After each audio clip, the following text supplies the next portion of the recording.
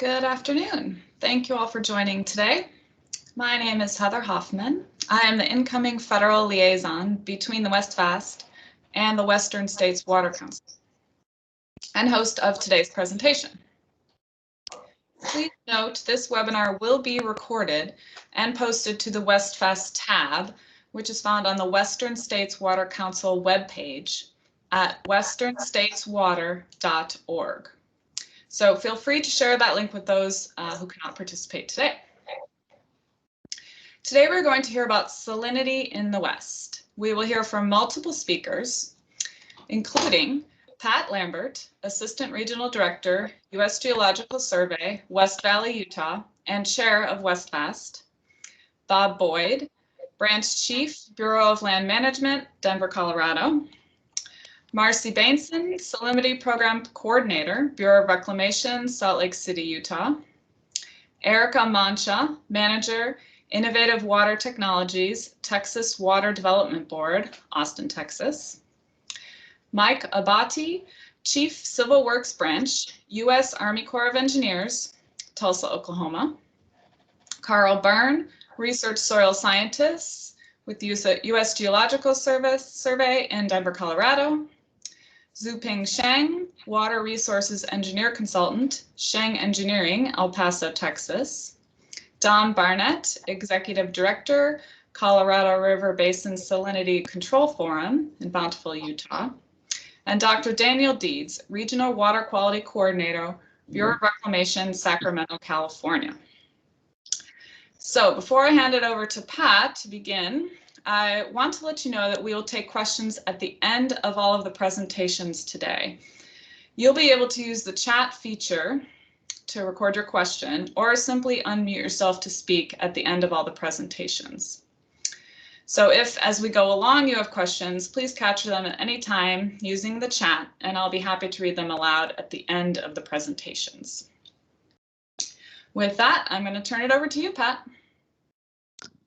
Thanks, Heather. Hi, everybody. Welcome to the WestFAST webinar series today on salinity in the West. As Heather said, my name's Pat Lambert. I'm a hydrologist with the US Geological Survey, and as she mentioned, the current chair of WestFAST, the Western Federal Agency Support Team. I know that many of you on the line today are familiar with WestFAST, but we are a collaboration of 12 federal agencies with water resource responsibilities in the West.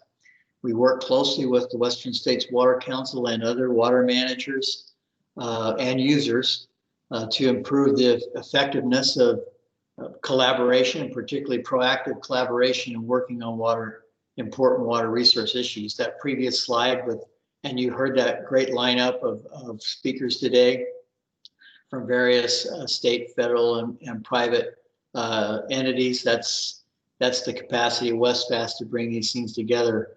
Our webinar series is just one component of our commitment to this proactive collaboration, communication across federal agencies and with our state and local partners. One of my outstanding opportunities that I've had for many years now is to work with the Colorado River Basin Salinity Control Forum and their associated work groups and councils. Several folks from that organization will be speaking today. So the issue of salinity in water supply is one of the areas that I've worked in for many years. Today we're going to be looking at the what, where, and how of the issue. So, what are the sources of the salts in our water supply and how do they influence water availability or the suitability of uses, and where and how are our users, the water managers, policymakers considering the salinity in our water supply, and in some cases, how are they dealing with it? How are they mitigating it, regardless of where the sources is, like this slide shows, whether it's runoff from rangelands, point sources like this lovely spot on the Virgin River that pumps in about 100,000 tons per year of salt into the Virgin River from thermal springs, or induced from irrigation on saline landscapes and soils. So I think, Heather, with that, I'm going to give it back to you, and we'll get started with our list of presenters. Great, thank you, Pat, for that great intro. All right, well, first up, our first presentation will be from Bob Boyd, who is with the Bureau of Land Management, as I mentioned earlier, presenting on salinity and what are the sources. Take it away, Bob. You bet, thanks. They're both natural and anthropogenic sources.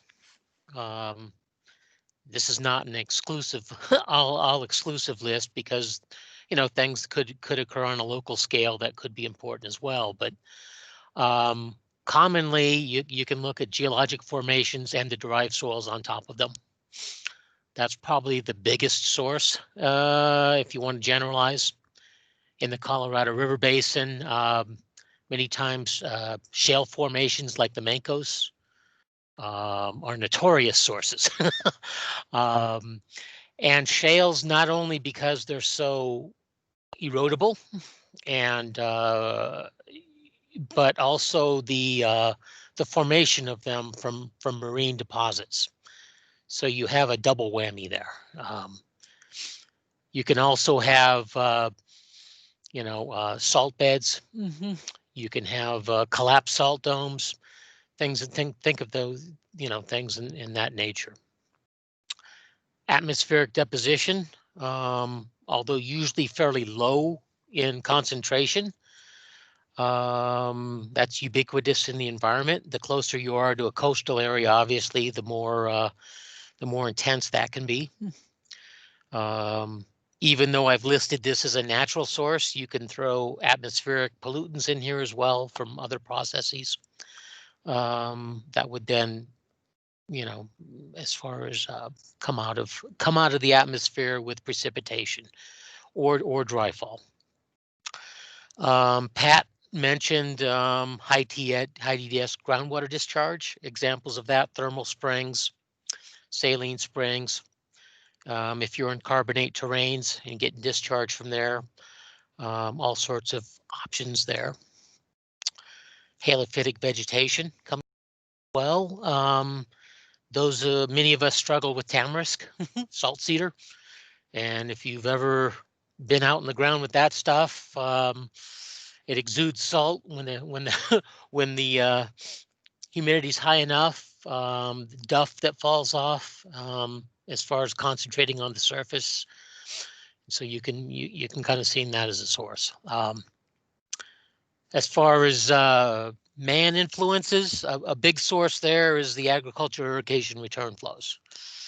Many times that provides a source to mobilize and chemical, to catalyze chemical reactions and dissolution, and so there's a big source. Industrial wastewater discharges, think sewer plants. People are treating that, and the design of those plants and processes are to, reduce the contaminants in there, and as a byproduct, you're getting salts. Municipal domestic wastewater runoff. Septic systems would be in here. You can look at irrigation runoff from domestic areas. Think sprinkler over, overwatering on the sidewalks, fertilizer, brake dust on roads, all of those things. Stormwater runoff, there's an obvious one. Not only in areas just urban, where you have a lot of these sources. Think road salts in areas with snow. That would be a major source in those areas. Acid mine drainage also comes to mind. And there are others on here, but this is some of the primary activities that I think we all deal with, and it varies by geographic area we're in. And so some may be more than others that you struggle with or face with, but these are kind of the recognized sources. So no surprises on here in my mind. Go ahead and transition over to the next presenter, please. Thanks so much, Bob. That provided us a great review of the sources of salinity to kick things off today. So next up, we will have Marcy Bainson from the Bureau of Reclamation discussing the impacts.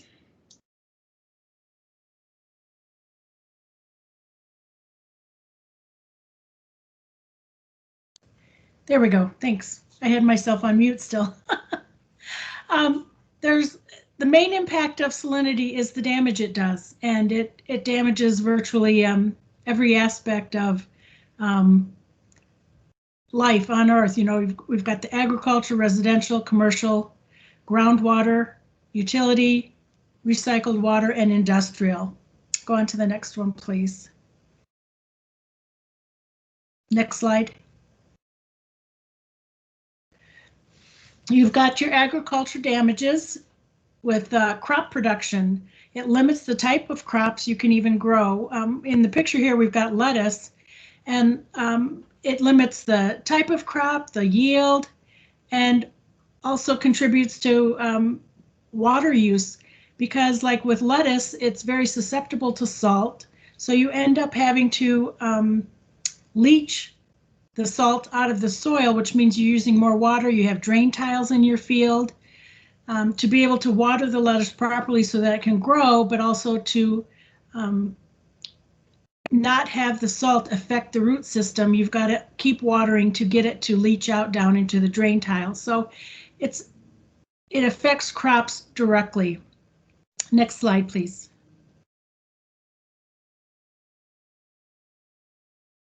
Next.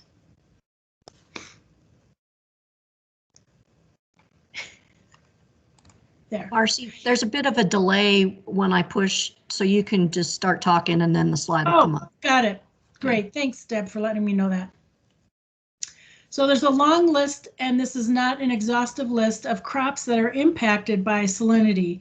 And, you know, again, the impact is not only whether or not you can even grow it, but oftentimes the yield. For example, we've got avocados in the picture. Avocados, the tree becomes more damaged over time, and then over time, the avocados themselves get smaller and smaller, and you get a reduced yield. Not as many avocados will even grow. So it's a direct impact on what you can grow over time, and what kind of yield you're going to have. Next.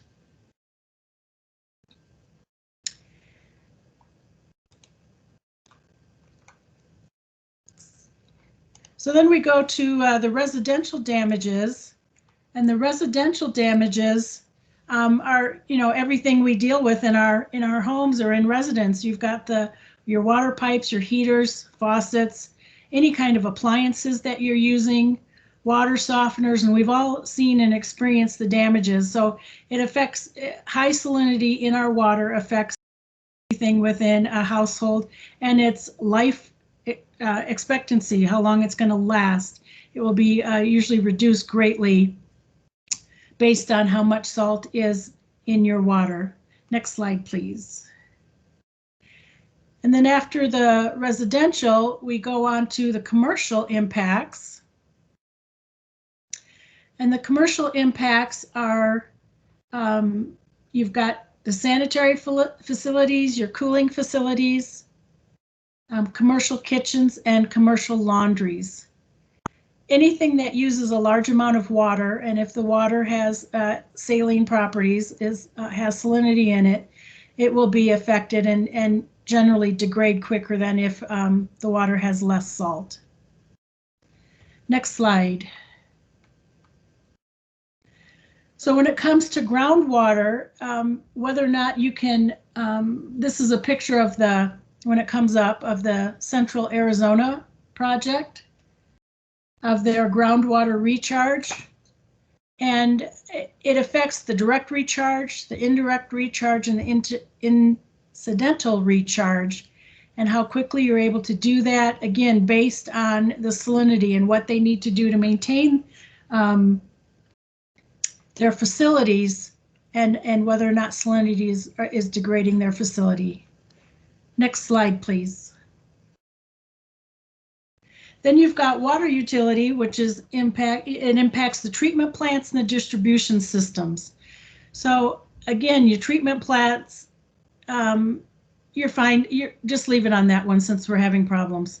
So the treatment plants and the distributions systems are obviously impacted by salinity. And a lot of it comes down to, this picture happens to be in California, and we were at a treatment facility where they were, toilet to tap is the common term now, where they're literally treating wastewater to make it drinkable. And we drank that water and we didn't die, so it's all good. But additional treatments are required beyond the sanitary side of it to treat for salinity. And the filters they use, they oftentimes have to do additional filtering for salinity beyond just even getting all the microbes and everything else out to get it to be affluent water where you can actually. Okay, we are not saying that. All right, thank you. Anyway, the whether or not you can reuse the water and reuse it again after treating it, if there's a lot of salinity in the water, it becomes harder and harder to reuse and reduces the number of times you can reuse it. Next slide. So then we've got industrial damages, all the pipes that get all the water in and out of the treatment plants, the cooling towers, the boilers, all of those, of course, are affected by salinity. Next slide. I mainly work, obviously, in the Colorado River Basin, and the salinity impact model we have going helps us estimate some of these damages we've been talking about. And we have a baseline condition of 500 milligrams per liter, and then we can calculate that with our model into what some of the damages are within the Colorado River Basin. If you go to the next slide. So we're just talking here about the 2020 qualified economic damages. And last year for our fiscal year of 2020, we had $354 million in quantified economic damages. And then it breaks it out. Our main area of damage is actually agriculture. It's 230 million. And then it goes down from there on those different sized pies and colors. You can see what the different damages are. So there's a lot of damage. And again, that's damage above the 500 milligrams per liter. We don't measure it below that amount. So there's a lot of damage that happens from salinity projects or salinity in the water. Okay, last slide, please. So another impact is specifically with the Colorado River Basin. We've got negotiations and treaties with Mexico and between states. So salinity impacts those abilities to work with other countries and other states, how you're using the water. The upper basin states in the Colorado River Basin don't have as much impact with the salt, but the lower basin states do. So what we do in the upper basin affects the lower basin states. So then it becomes this need for cooperation. As this group does, you bring federal, state, and other partners together to talk about these problems. Then we've got to meet the EPA water regulations. And then again, there's major impacts to crop and crop yields. So that's it. Thank you. You can go on to the next person. All right. Thank you so much, Marcy, for your interesting presentation on the direct and indirect impacts of salinity. Next up, we have Erica Mancha at the Texas Water Development Board, and speaking about salinity and where is it a problem?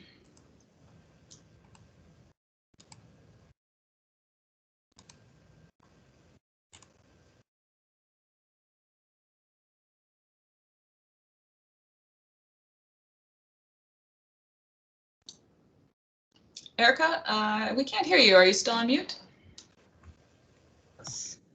Yes, thank you for that. Appreciate that. I apologize.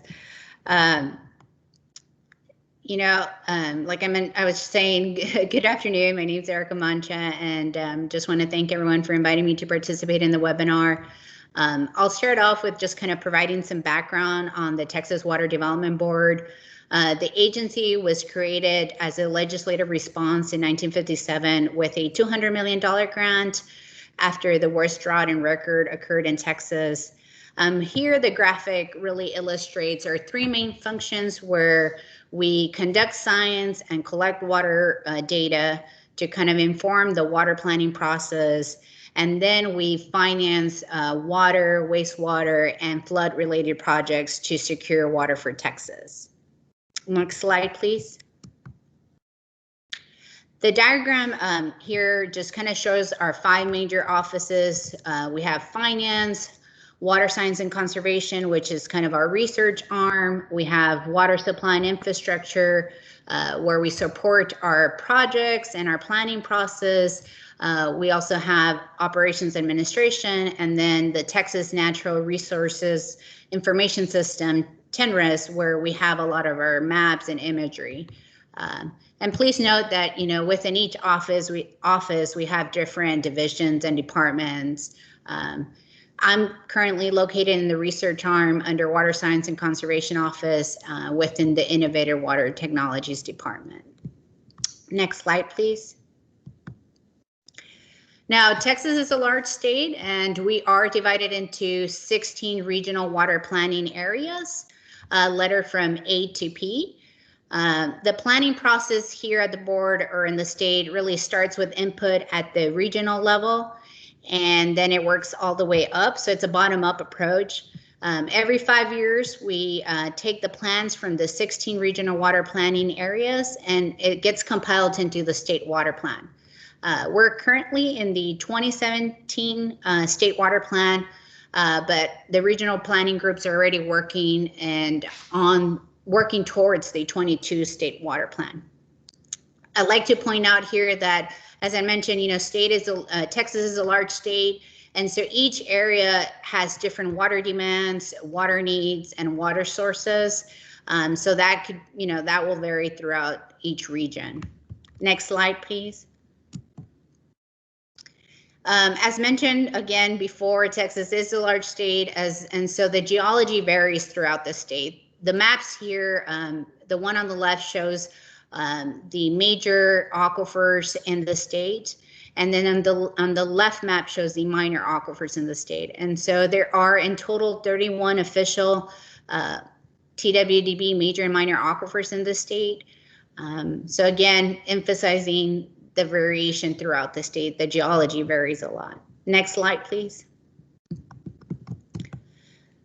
And here, this slide just kind of really talks about, in general, what could be sources of salinity. And, you know, it doesn't encompass all the sources, but some of them, you know, as mentioned before, salinity can be naturally occurring. Texas tends to have more saline water compared to kind of the nation. The maximum contaminant level for total dissolved solids as established by the EPA in the nation, it's 500 milligrams per liter, but here in Texas, it's actually the MCL is 1,000 milligrams per liter per our regulatory agency. So we just tend to have more saline water. Other sources could be seawater intrusion, agriculture return flows, wastewater return flows, as well as, I'll talk a little bit more, but we've seen some salinity inversions where we actually see that there might be like more saline water on top of less saline water. And we're seeing this in some of our work or research that we're doing in the BRACKISH program, which I'll discuss later. Next slide, please.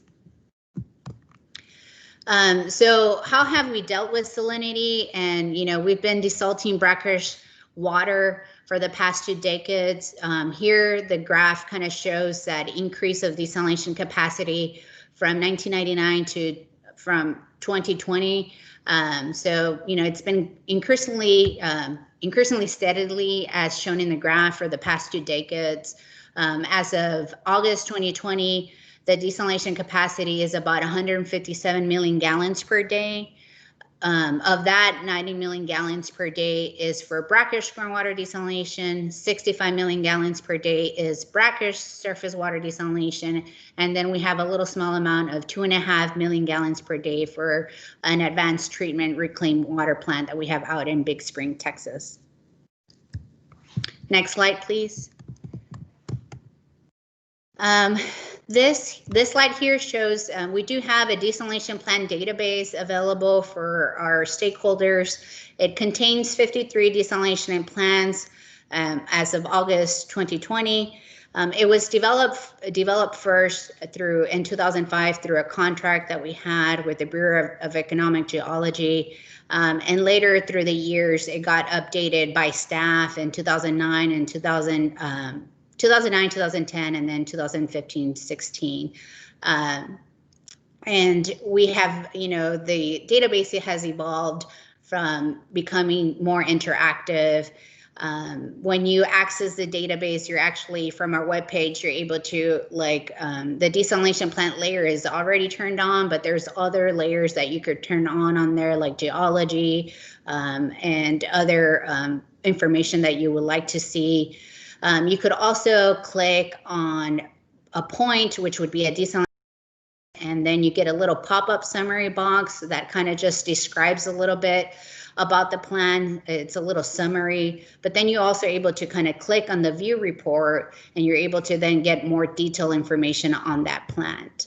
Now, I would like to note that this desalination plant database that we maintain, doesn't contain every single desalination plant and in Texas that's permitted through our regulatory agency. We only include plants that responded to our survey that we send out when we do our update, and also just plants that are for municipal purposes and greater than 0.025 million gallons per day.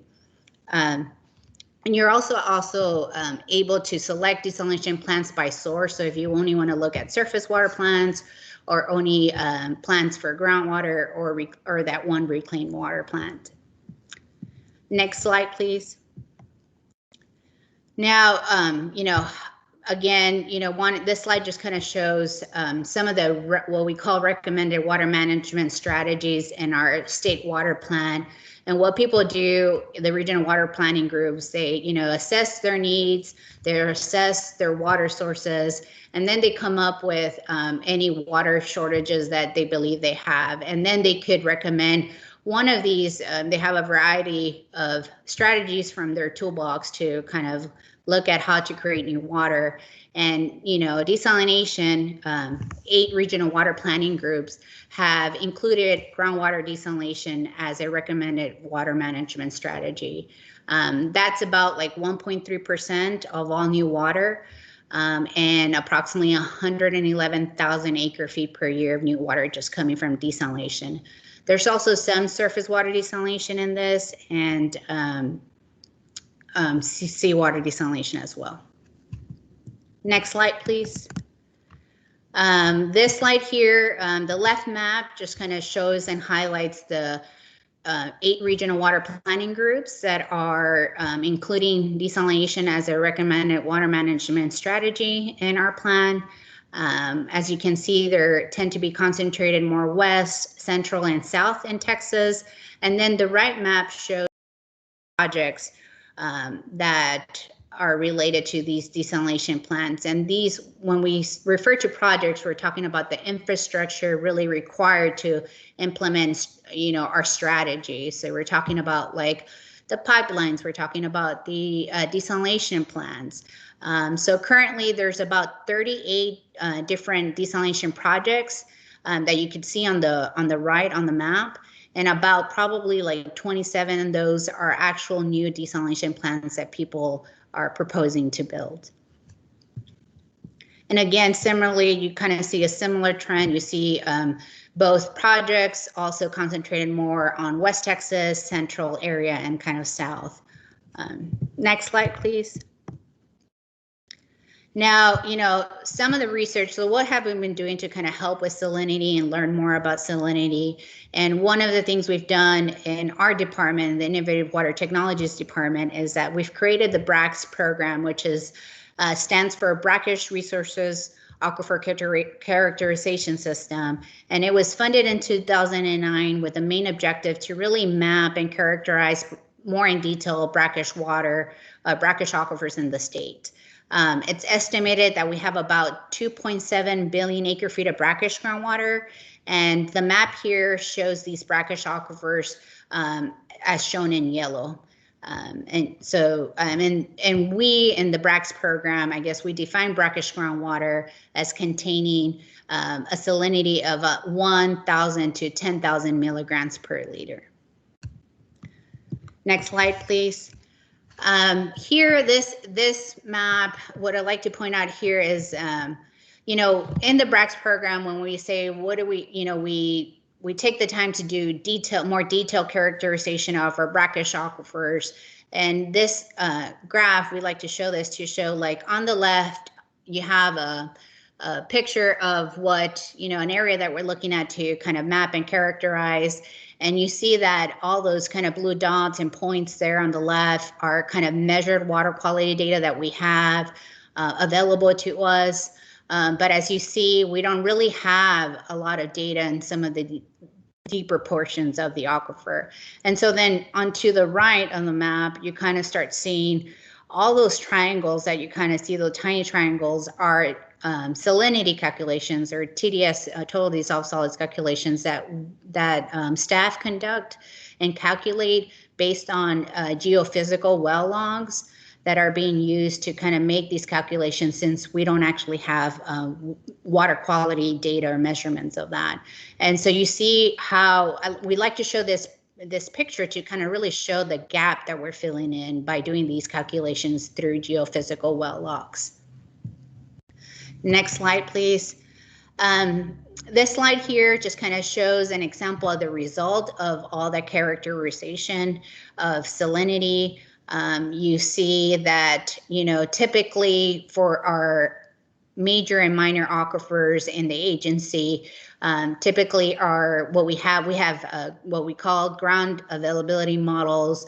And those models typically only go up to like maybe 3,000 TDS. But here, this map just kind of shows an example of, again, the salinity characterization that we do, but also shows that, you know, we characterize more than just up to 3,000. We actually go all the way, if there is data available, we go all the way up to brine, which could be up to 35,000 milligrams per liter if the data takes us there. And we're, you know, when we're speaking brine, we're talking like seawater concentration TDS or salinity.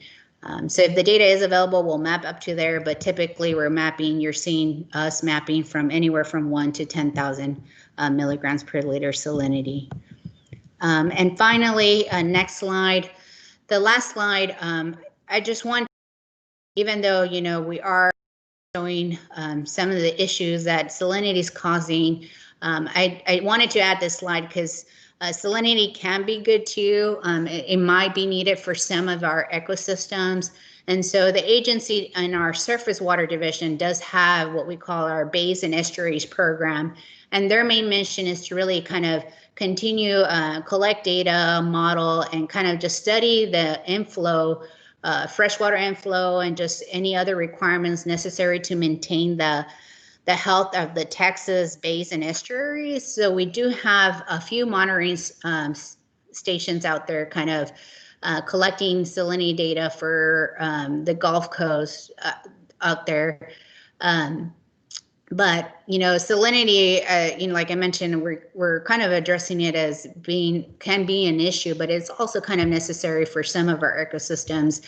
I know they always, this group always mentions kind of oysters really needing and thriving on brackish water. So salinity, even though can be a problem, it also can be good and necessary for some of our ecosystems. And with that, I'd like to end my presentation. Thank you, Erica, for that interesting information planning and management perspective from the state of Texas. All right, our next presenter is Mike Obati from the U.S. Army Corps of Engineers, presenting on salinity and where it's a problem. Good afternoon, everybody. I'm Mike Abadi. I'm Chief of Civil Works branch of the Programs and Project Management Division of the Tulsa District Corps of Engineers.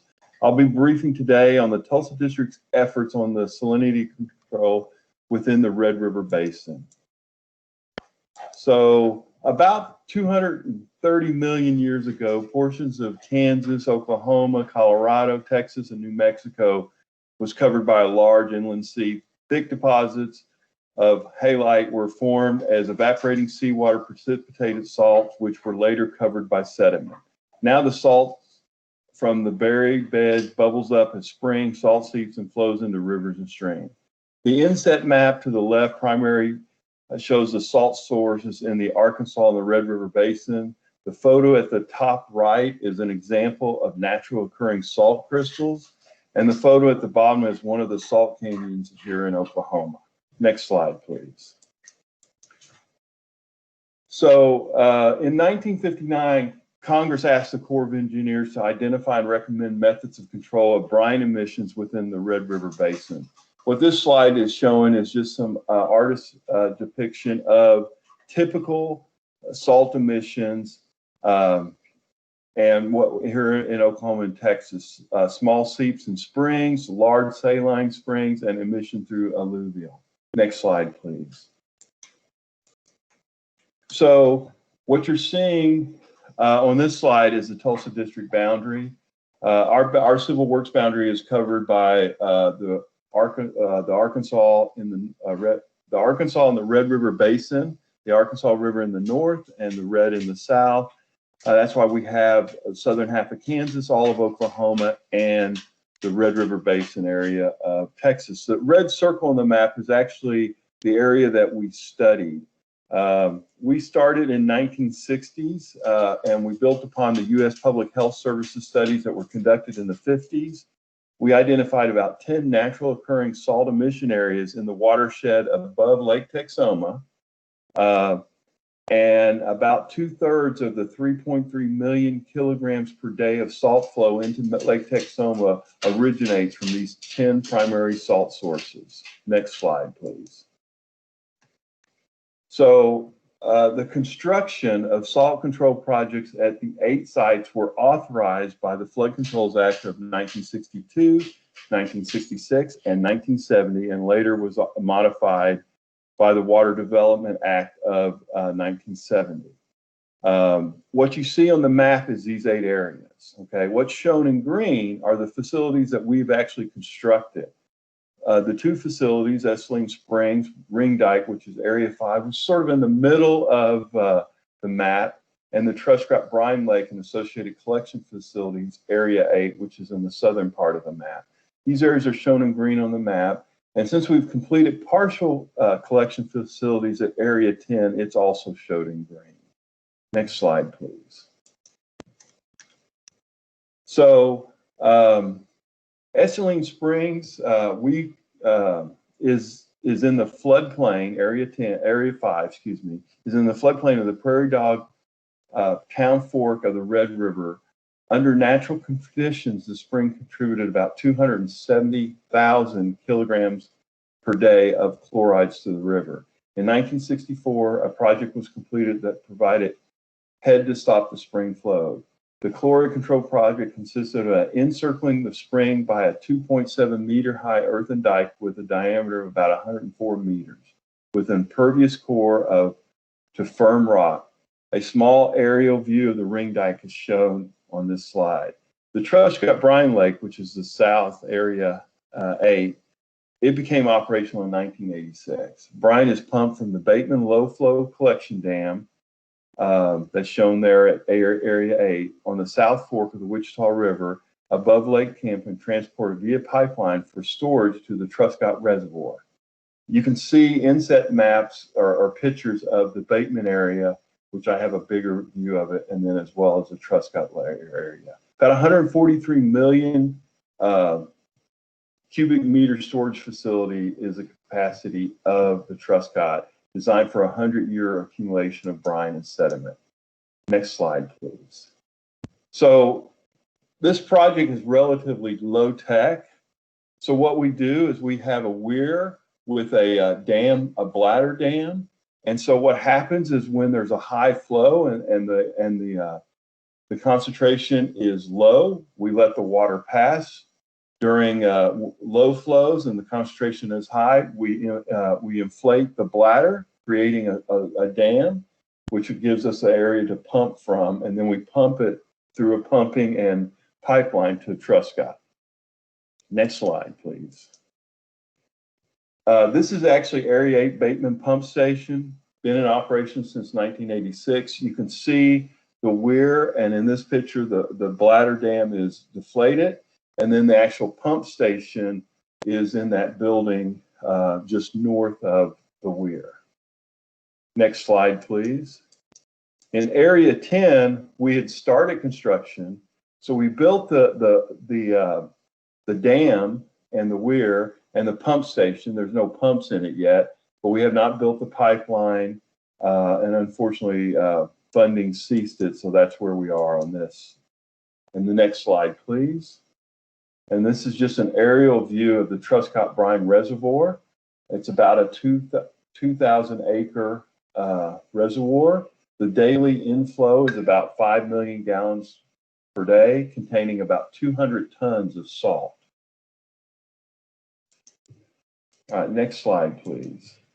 So let's talk about the economic impacts. So an array of adverse impacts on municipal, industrial, and agricultural water users is caused by salts in water supplies. Various species and ecosystems have evolved in saline environment and would be adversely affected by a reduction of salinity. Those are some statements that I'll talk about each one. The use of poor water quality for irrigation has lower crop yield and damaged land and equipment. Many hectares of irrigable land along the Red River are not irrigated because of the salinity.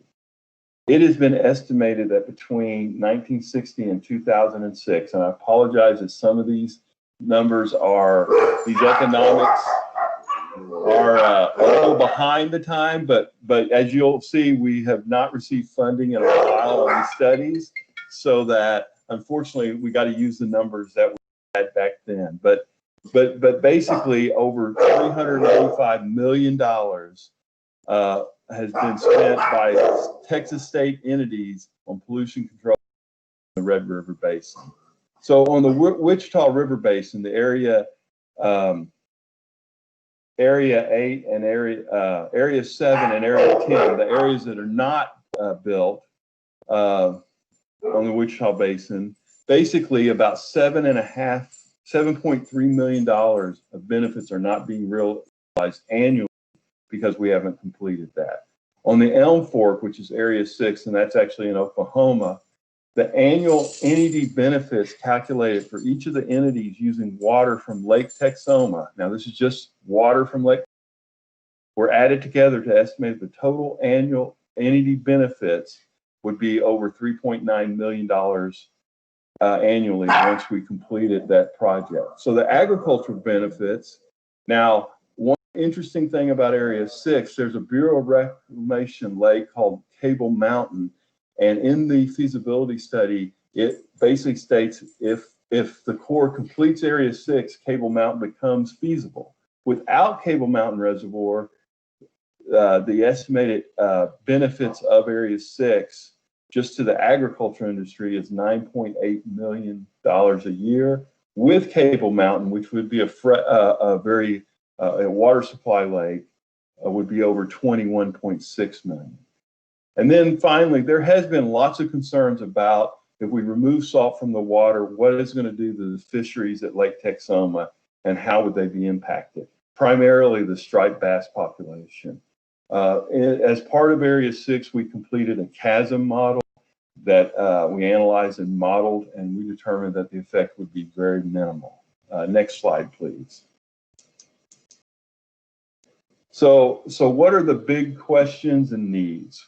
Well, the biggest need we have in the Corps of Engineers right now is we need funding. As I've indicated, Area 6 and Area 10, we haven't seen funding since 2011. Next slide, if you've already hit it, that's great. If not, it's just lagging up. So also in Area 8, and this is our project, the Bateman Pump Station and the Truscott Brine Lake, we did not receive funding in the president's budget in 2021. We had heard that OMB was not going to include it in the president's budget, and we were able to receive the necessary O&M funding to operate it this year in the work plan. So what are the biggest question is, will Area 8 be included in the president's budget for FY22? Also, there's discussion that OMB wants us to do a disposition study, and what that is a study to see if local entities would take over this federal project. We have not received funding for that, but it's very possible that OMB might decide that we will no longer be operating Area 8, which would have great impacts to the city of Wichita Falls, which is right downstream of it. Next slide, please.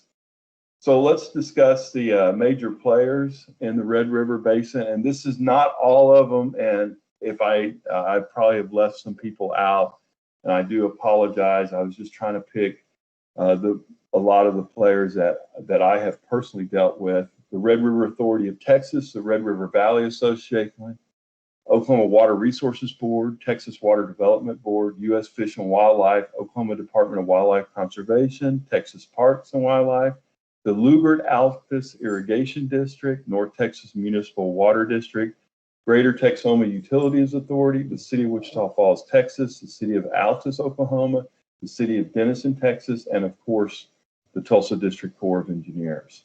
So on control efforts in this area really are decentralized. Where we operate, the Corps operates and maintain Area 5 and Area 8, many of the cities and authorities has their controls such as water treatment and operational procedures.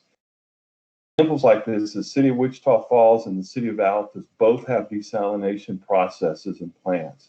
And North Texas Municipal Water District, they uses a blend of Lake Texoma water with Lake Levon water. And if I recollect correctly, it's 1 part Texoma, 4 parts Lake Levon to reduce the salt concentration. And on the question of working together, I think we all work very well together. However, because of the funding and philosophy differences and organizational priorities of each of these organizations, it does create challenges from time to time. With that, I conclude my briefing and will be glad to answer questions at the end of all the presentations. So I'll turn it back to you.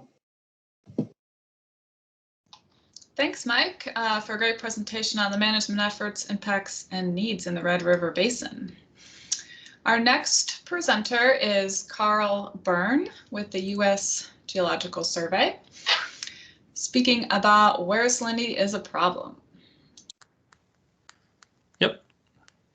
So first slide, please. Yep. So my name's Carlton Byrne. I'm with the U.S. Geological Survey's Colorado Water Science Center. And I'll be speaking about salinity issues in the portion of the Arkansas Basin in eastern Colorado and over into Kansas. As you move further east, you get into some slightly different salt issues that Mike sort of alluded to in his talk just now. But there's plenty of salinity challenges in eastern Colorado and western Kansas. So next slide, please.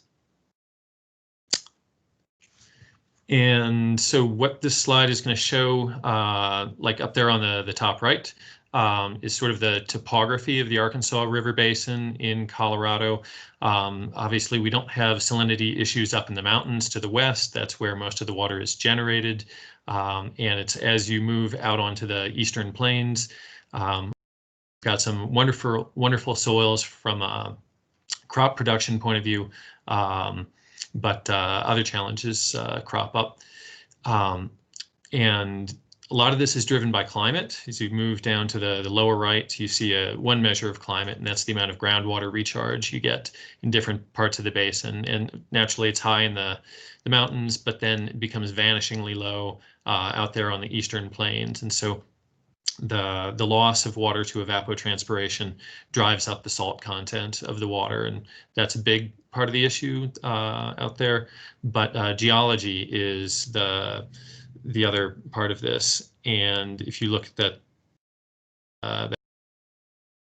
part, all are Cretaceous-aged marine shales that outcrop and are present in the subsurface in the Arkansas River Basin.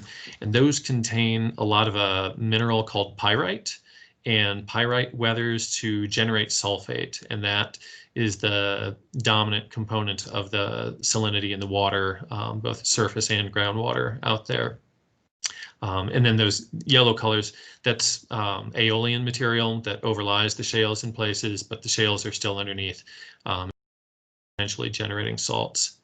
So as you move west to east along the Arkansas River in this portion of the basin, you go from water that's low in TDS, relatively good for agriculture, and as you get further east, you've got more and more salt in it, and it's right around the eastern border of Colorado, western border of Kansas, where you get into concentrations that are unsuitable for agriculture. And I'll just mention right now that both uranium and selenium are co-constituents that are linked to salinity in terms of the challenges in the Arkansas River Basin. I'll get to those more in a minute. Next slide, please. So the salinity is present naturally in the landscape, but it's exacerbated by how we move water around. And the image you see here, all those green lines show canals, ditches, and laterals that move water around. You can see a number of on-channel and off-channel reservoirs, and the canals and ditches, by and large, are unlined, so they're just dirt bottomed, and anywhere from 10 to 30% of the water that moves through them seeps out the bottom. So it never touches a field, never helps to grow a crop, but it moves through the subsurface where it can pick up salt along the way and then come back to the river as return flow. And then the off-channel storage, that's just more opportunities for evapotranspiration to concentrate salts. So how the water is managed becomes an issue. Next slide, please. And so we've done a recent study in one portion of this basin, and I'll just walk you through the results very briefly here, but we looked at annualized water availability and salt loading. And so looking at that top figure, if you just pay attention to the dots in blue, those represent water moving into this agricultural region from the Arkansas River, and the blue line is sort of the average. And so, there's naturally years of greater water availability, especially in the mid-90s, 2015, 2017, and then there's periods of below average water availability, and in particular droughts in 2002 and 2012. And what we found was, if you look at that lower slide, the blue dots show how much the salt load is coming into the agricultural region from the river, and then the orange shows how much extra salt is picked up within that agricultural region. And so you see a lot of fluctuation in the orange dots, particularly in the mid-90s. You're picking up tremendously larger salt loads than you are over the long term. And then again in 2015, 2017, you see bumps up in salinity generated in the agricultural region. And then during the drought years, 2002, 2012, a lot less salt moving or being generated in this region. Next slide, please. And so what this pattern of changes in salt and water year by year shows us is that during the dry years, there's not a whole lot of salt moving out of the landscape. And in fact, some of the salts pulled out of the river, as the water's diverted, might actually be stored in the fields or below the fields. But then when you have the wetter years, yeah, you have some additional rainfall out there on the eastern plains, but you have a lot more water moving through the canals.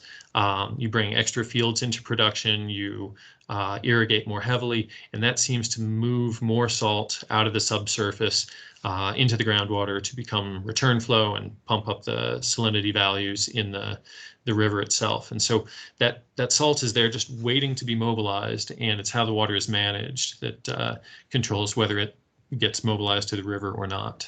Next slide, please.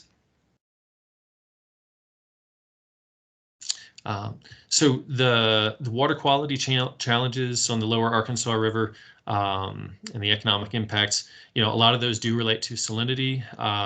Crop yields are depressed in eastern Colorado on the order of 6 to 17%. Across the border in Kansas, some farmers are better off switching to rain-fed agriculture than trying to irrigate with water from the Arkansas River.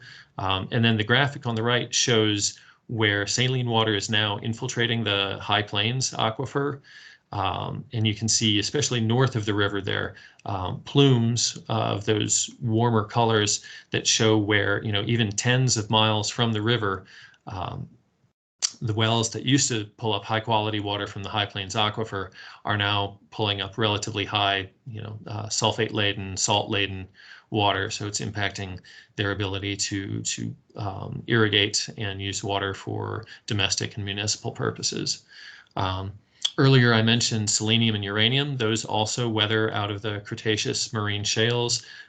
Selenium along much of the Arkansas River in eastern Colorado is above the wildlife toxicity standard. That creates compliance issues.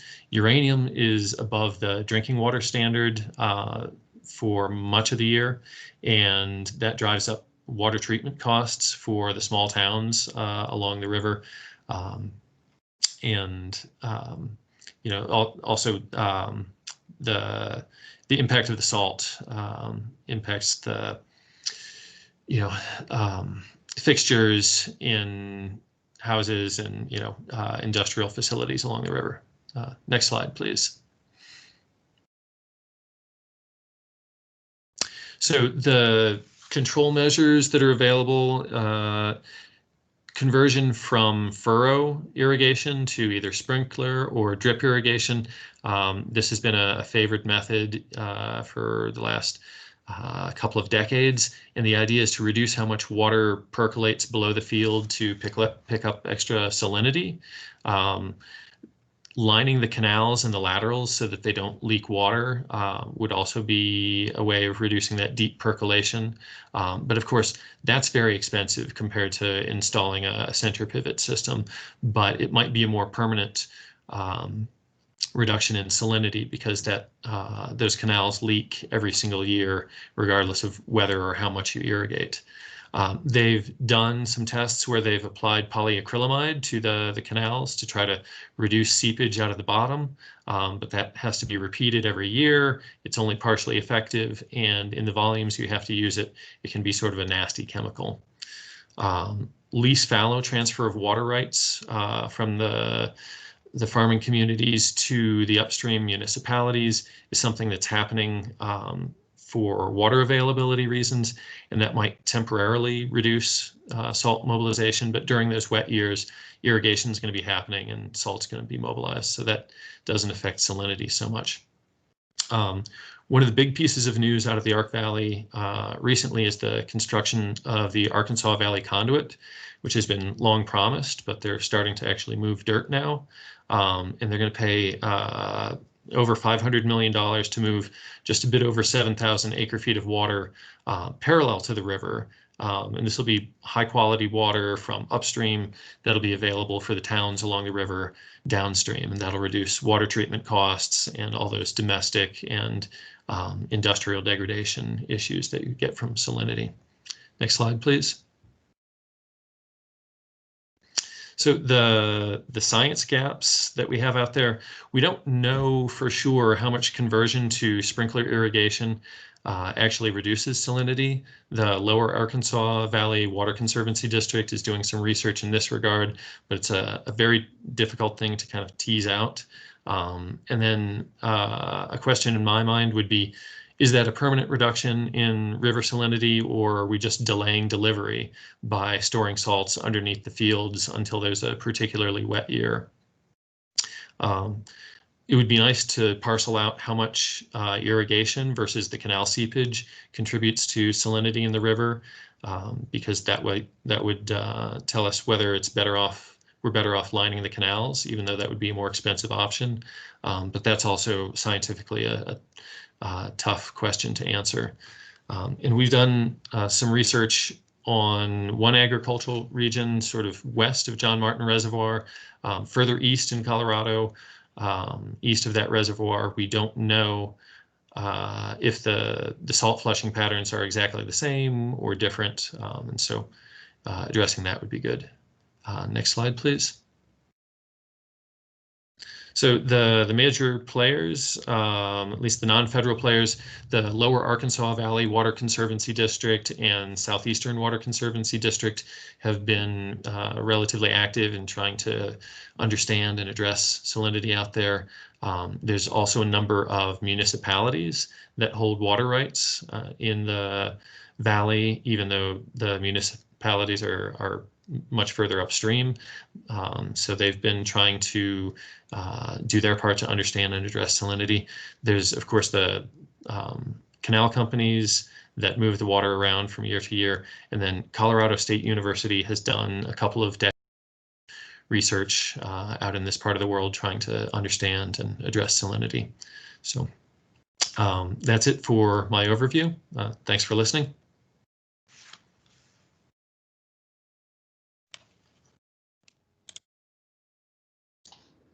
Thank you, Carl, for that interesting review of the salinity sources, impacts, and control measures and needs in the Arkansas River Basin. Our next presenter is Zhuping Sheng with Sheng Engineering, also discussing where salinity is a problem. Good afternoon, everyone. Thank you, Deborah, and all of you for inviting me to join this webinar. Today, I'm going to share with you the current status of salinity in the Rio Grande Basin with focus on the upper Rio Grande. As shown in figure on the left, the Rio Grande flows 1,896 miles from Colorado to Gulf of Mexico. It was kind of divided into two sub-basins between Fort Quitman, up and down. Upper Rio Grande starts from the headwater in Colorado and ends at Fort Quitman or Presidio when the Rio Conchas from Mexico feeds water into the lower Rio Grande. The river collects salt along the way from different sources, as several speakers discussed earlier, including natural, anthropogenic. As shown in the figure in the middle from David Brock's work, the natural sources including upwelling brackish water and tributary flows, which accounts for 2/3 of total salt loading. The human activities contribute another 1/3, including municipal wastewater discharge and agricultural return flows. As shown in the figure on the right from Fred Phillips' work, water at the headwater is very fresh. It's below 100 milligram per liter, basically snowpack and rainfalls. Surface water TDS continues to increase along the way and reaches its maximum at Fort Quitman, below El Paso, to about over 2,000 milligram per liter. Eventually, the river deposits salt below Fort Quitman. Next slides, please. Now let's take a look at close look at the Rio Grande project area, where between St. Marshall, New Mexico, to Fort Quitman in Texas. First, as water enters a reservoir from the upstream, salt was carried into the two reservoirs, Elephant Butte and the Cabaya Reservoir. On the top, the evaporation from two reservoirs and the evapotranspiration by repairing plants further increased salt concentration in the river water. The river also receives upwelling groundwater from two basins. One is Mesilla Basin, the lower part is Wacobo Zone, and the return flows from agriculture field. Wastewater discharge from Las Cruces, El Paso, and St. Juarez. We also observed a localized hotspot at the exit of each subbasins. For example, El Paso Narrow, right in the red spot there. The figure on the left shows the nested wells in Fabens, Texas, that demonstrates the changes of groundwater salinity at the different depths. At shallow depths, you can see between 150 to 250, salinity is about 26,000 milligram per liter. Then you have a little bit fresher, 1,800 milligram per liter between 350 to 450. Then go further down, TDS increase again to 8,100. So they can discharge back to the surface as salinity sources when condition allows. Especially you can see two wells at deep are artesian wells. It means they can bypass certain channels, discharge back to the surface or surface water. Next slides, please. In 2009, Texas A&M University, New Mexico State University faculty made a preliminary assessment of economic impacts of salinity in Rio Grande project area. The project was supported by the Rio Grande Salinity Management Coalition with financial support provided by U.S. Army Corps of Engineers and the New Mexico Interstate Commission. In that study, we used the Central Arizona salinity study method to assess salinity damages for both urban and agricultural water uses. From the table, we can see the annual total damage by salinity is about $10.2 million in 2007 value, of which about 2.6 million for agricultural sector, 7.8 million for urban sector. Among different water user groups in the city, the residential sector has the largest share, about 4.3 million, or 42% of total damages. Then we evaluated the benefit by reducing salinity at 200 milligram per liter. As shown in the figure on the right, if we implement measures at San Acacio, New Mexico, towards the top, the total benefit is about 5 million. If we reduce the salinity at the New Mexico-Texas state line in the middle, the red line, the benefit is about 4.82 million, because it's the majority of reduction is in the urban area in El Paso. Next slides, please. In the past, we want to get rid of brackish water or saline water because of its poor quality. Now we treat it as resources. So the question becomes how we may use it economically for both urban agricultural water supplies. How will the salinity affect water availability in the long run? What kind of challenges we may face, especially on the changing climate? Are we ready to implement control management strategies beyond the planning, where the funding comes from and so on? It doesn't matter whether it's natural or man-made sources. For example, we have different measures to remove the salt.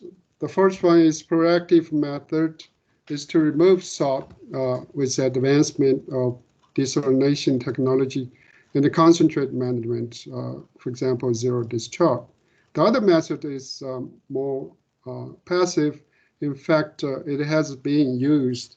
We try to live with or adapt to the elevated salinity in the river water. some decentralized measures have been taken to avoid to reduce salinity damage by agriculture sectors. For example, they use deep chisel to improve soil infiltration on the left picture at the bottom, and also use surf burner and leaching to reduce the damage of the sodium to the soil and the crop, or simply replace the crops. For example, pomegranate is a salt and drought tolerant crops, even though not large scale yet, but El Paso has Paso farmers have used some of the crops to address the salinity issues. What will be the long-term impact by taking these measures? We are creating another problems by solving one problem. Texas A&M AgriLife Research and New Mexico State University faculty have conducted studies to assess effectiveness of these measures in control salinity over many years. Next slides, please.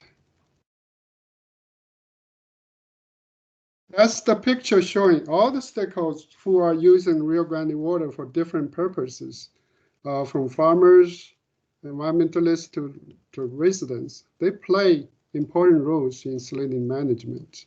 Everyone wants enough amount of water with appropriate quality water for their users. Both centralized and decentralized effort have been made.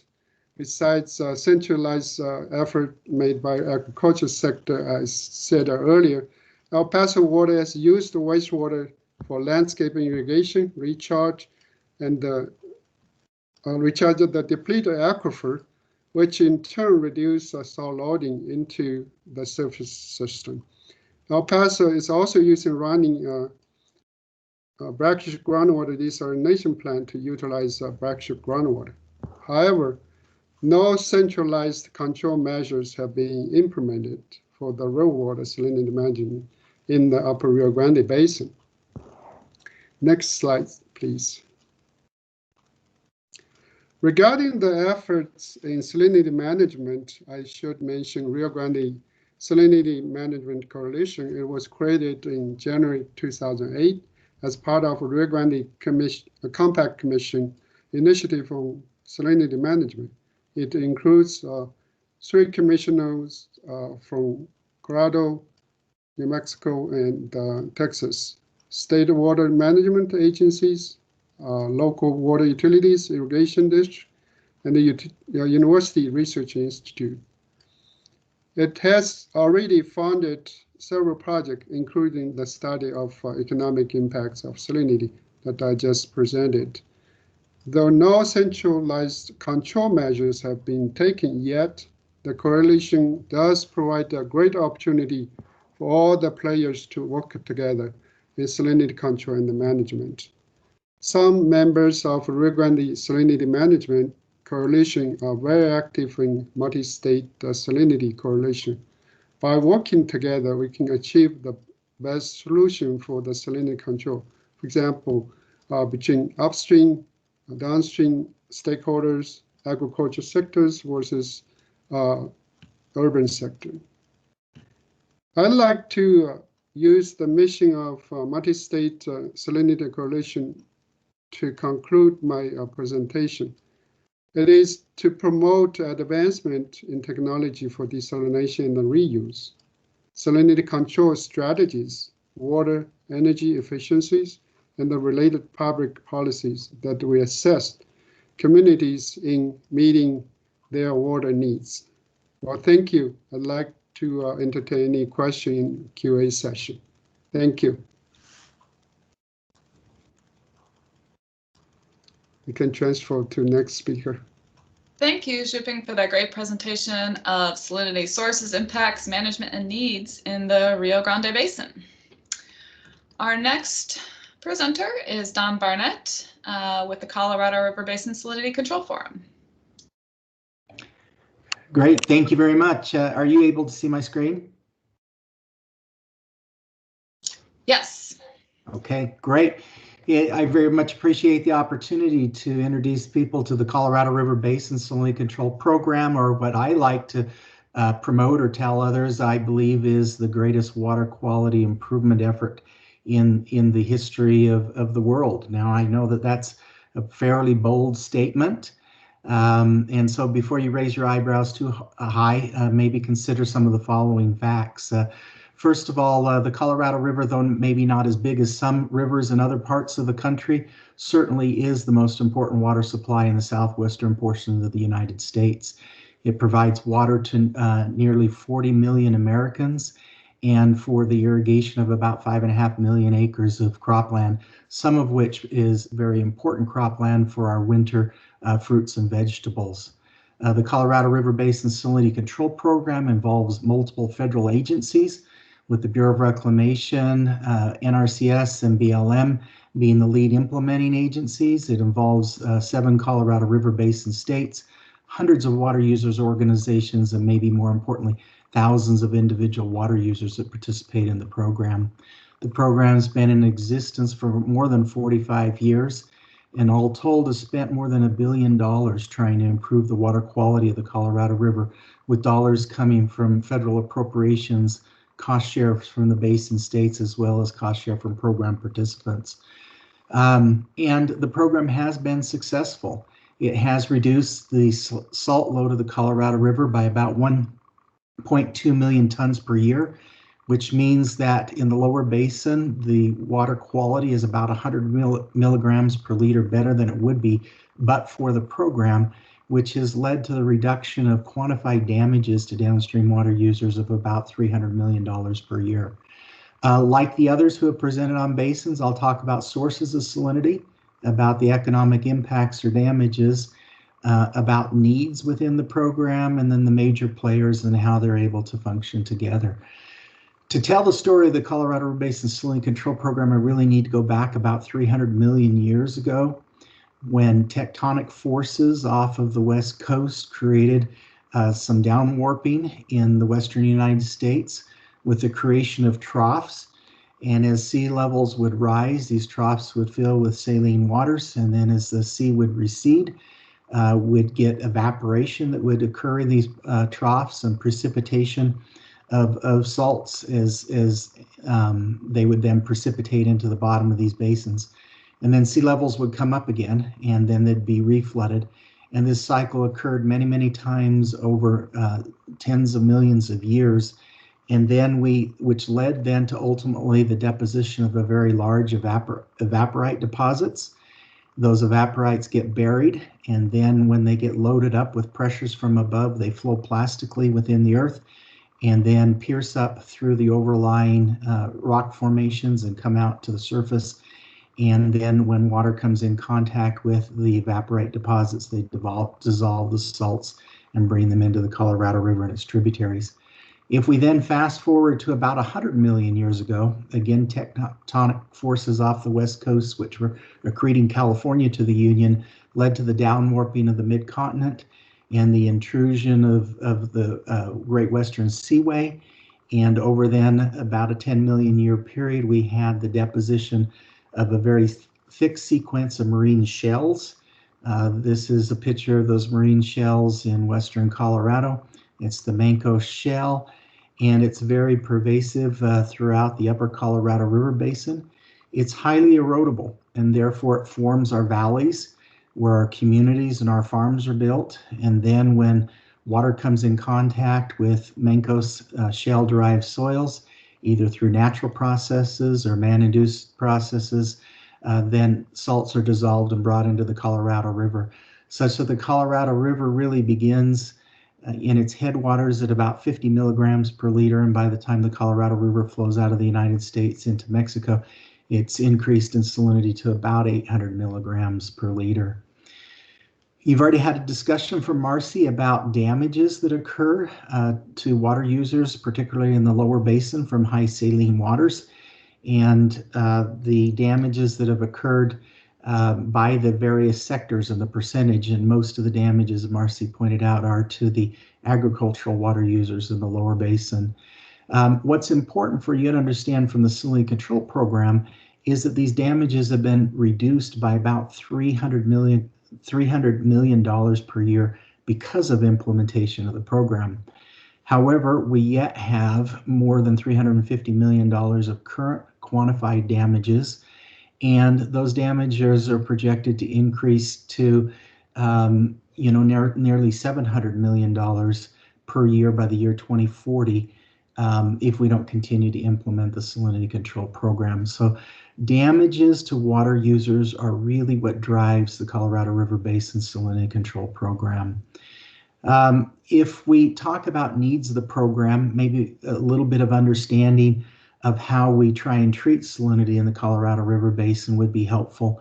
If you visualize a valley with leaky canals and ditches that were built more than a century ago, and then the water's leaking out of the bottom of those canals and ditches, coming in contact with saline soils, leaching salts and taking those salts into the Colorado River and its tributaries, then the Bureau of Reclamation has a program where they work with irrigators to come in and either line canals or pipe ditches and laterals so that we don't lose the salt out of the bottom of these laterals so that they then don't come in contact with salts and leach them into the river.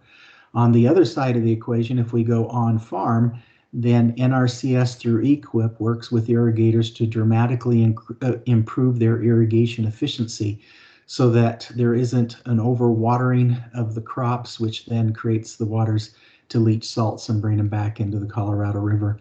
So that's kind of the bread and butter of the salinity control program. However, there are other pieces of the salinity control program. We have vast rangelands in the upper basin administered by the Bureau of Land Management. And BLM, though the program is a little bit more in its infancy, has been working hard to go out and reduce soil erosion and the moving of saline soils into the Colorado River and its tributaries. We also have one project in western Colorado where we have about 250,000 milligram per liter brine that's discharging to the Dolores River, and so the project captures that brine and then injects about 16,000 feet into the earth, about 100,000 tons of salt per year, and gets rid of them or takes them out so that they don't go into the Colorado River. So with that kind of understanding as to the kinds of things that are being done in the Colorado River Basin, then our needs kind of center around, first of all, that we need to continue to have good on-farm and off-farm salinity projects. Next is that we need to have continued funding so that we're able to build and implement those salinity control measures. We need to better understand the salinity and salt mobilization on the vast rangelands, because that's really going to be the future of the salinity control program when we run out of farm ground that we can be treating. We also need really to find advances in desalination technology. There are a number of places in the basin where we have saline springs, and we really need to have economical means of treating the salinity so that we can save the water and yet stop the salts from discharging into the Colorado River and its tributaries. And then, as you might understand, the Colorado River has a number of issues and pressures associated with it, and so we have a need to figure out how the salinity control program fits with all of those other priorities in the Colorado River Basin. So moving on then, program coordination. Who's involved in the Colorado River Basin Salinity Control Program? Well, if we go back 50, 60 years, we have the 7 Colorado River Basin states and the river. And then we had EPA. And I don't mean this in any derogatory way, but if you look at the minutes from the meetings back in the late 1960s, early 1970s, EPA was clearly the 800-pound gorilla in the room, and was really taking the states to task and urging them to develop a salinity control program. And so we had those discussions that were going on for about a decade between EPA and the 7 Colorado River Basin states. We had at the same time the Bureau of Reclamation out studying and looking for opportunities to control salinity, and ultimately they created a fairly comprehensive report that showed how they deal with the salinity problem in the Colorado River. In 1973, at the urging of EPA, the states formed together and created the Colorado River Basin Salinity Control Forum that could be a common voice and a place to coordinate salinity control activities amongst the states. They created a technical work group, And then the next year, 1974, Congress passed the Colorado River Basin Salinity Control Act, which directed the Secretary of the Interior to implement the Colorado River Basin Salinity Control Program, with much of the responsibilities delegated to the Bureau of Reclamation. The Salinity Control Act also created a federal FACA committee to advise the Secretary of the Interior, the Secretary of Agriculture, and the Administrator of EPA on the administration of the program. And the governors then appoint members to both the Salinity Control Forum and the Salinity Control Advisory Council. In 1984, the Salinity Control Act was amended to add a piece of the program for the Bureau of Land Management to implement salinity control, as well as the USDA, which ultimately evolved for the NRCS to implement salinity control. We also received significant support from the USGS in providing science support for the program, as well as help and guidance from the Fish and Wildlife Service on the implementation of mitigation procedures for wildlife that are associated with the program. So we have a number of federal agencies, as well as the 7 states, working together to try and implement the salinity control program. How are some of those activities coordinated? Well, the number one thing is we probably meet fairly frequently, with the policymakers meeting at least twice a year, and the technical folks meeting 4 or 5 times a year, or sometimes more often, to try and coordinate implementation of the program. We've also found that it's effective because the Colorado River Basin is a large place to move up and down the river basin with our meetings, so that folks that participate in the program are able to understand the salinity issues and other issues that are within the states at various reaches of the river. We have tours where we go out in the field. We spend a lot of time seeing how things work and understanding the program so that we're able to give input and advice on its implementation.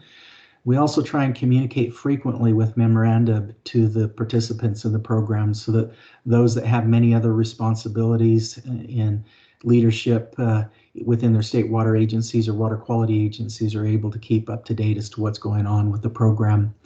I think an important thing about the Colorado River Basin Salinity Control Program is that everything is decided by consensus. The Salinity Control Forum has no charter, no bylaws, no rules or procedures. Everything for the past 45 years has been done through consensus. Sometimes it takes a period of time to build that consensus, but with people committed to move forward with the Salinity Control Program, we're ultimately able to get it done. We work closely with the federal agencies who are implementing the program through their salinity coordinators, as well as federal representatives in Washington who are providing the funds and direction on the program. And then maybe most importantly is we continue to try and work closely with those who are actually implementing the salinity control program. The implementation of the salinity control program is 100% voluntary. And so we have to do things to entice water users to participate in the program. But over the years, it has been very successful. It always is amazing to me that we have people 1,000 miles upstream that are implementing activities that are then improving the water quality to the folks downstream. And so over the years, I believe it's been a very successful program. And so that's a whirlwind tour of the Colorado River Basin Salinity Control Program. Thank you, Don, for your interesting presentation on the Colorado River Basin Salinity Control Program. It's a mouthful. All right, our final presenter is Daniel Deeds with the Bureau of Reclamation in Sacramento, California. Hi, just thanks, getting it Heather. Switched over here. Yeah, no problem. Just yeah, thank you, Heather, and thank you, Deb, for inviting me to speak. I'm having internet issues this morning, so I'm probably just going to turn off my video, but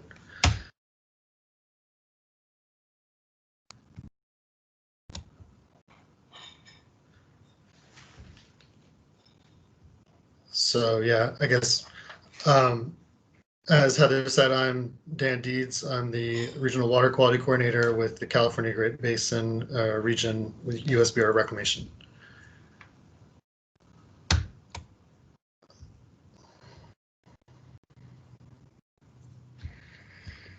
And I'll just apologize, I tried to condense my slides, and so there's some on-click animations that are probably going to be slow. We'll just have to weather through it, I guess.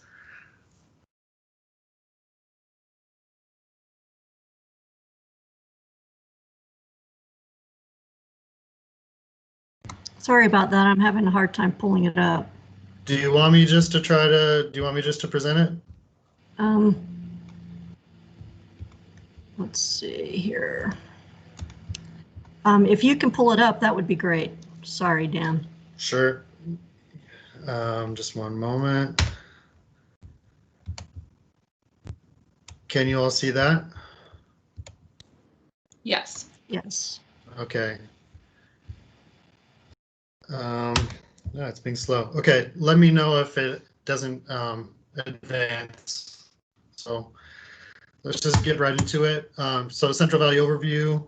I don't think I have to orient you to the audience to where California is, but the Central Valley runs through most of the interior of California, from about Redding in the north down to Bakersfield in the south central California. It's bounded on the west by the Coast Range and by the east by the Sierra Nevada, and it's filled with alluvium from both of those mountains ranges. A lot of the ground is former wetlands and floodplains that have been drained for agricultural use, and that combined with the hot Mediterranean climate makes it a pretty good place for growing crops as long as you have water, which we'll get to later. It's a small amount of the total U.S. farmland, but it's pretty significant economically. I think in 2018, it was estimated about $40 billion per year of revenue, and it produces about a quarter of the U.S.'s food. So it's important both on a regional and a national level. As far as hydrology goes, it's relatively simple. You got snowmelt and rain in the Sierra Nevada flowing down into the valley. That water flows down the Sacramento and up the San Joaquin River to meet in the Delta, the Sacramento-San Joaquin Delta in the middle there, that red circle, and then out into the San Francisco Bay. And then in addition, well, I guess one thing I should say about this too is, of course, most of these rivers are dammed, so the flows are basically decided by operators to meet user needs and ecological requirements. And then finally, the last sort of aspect that I want to point out here is that in the South Delta, you actually have pumping for the State Water Project. That's run by the Department of Water Resources, California, and the Central Valley Project, which is reclamation owned, to the San Joaquin Valley, predominantly the San Joaquin Basin, and then down into Southern California. And I want to just point out this one arrow here that I've got pointing from Fresno down. So reclamation also provides water to the Tulare Basin from the San Joaquin River. Tulare Basin, it's a terminal basin and so it's hydrologically separate from the rest of the Central Valley, except in really rare flood occasions. And so most of the water is actually leaving through subsurface flow. And finally, there's about 7 million people living in the Central Valley that are dependent on the rivers and imported water. So getting into the salt problems, well, the first one, did that transition okay? It hasn't moved. Oh, there, it just moved. Okay. So the first one that I want to point out is actually seawater infiltration from the bay. So, you know, it's called the Delta, but really it's an estuary. And so tides bring in salt water during high tide, and then during low tide, the fresh water from the rivers actually pushes that water back out.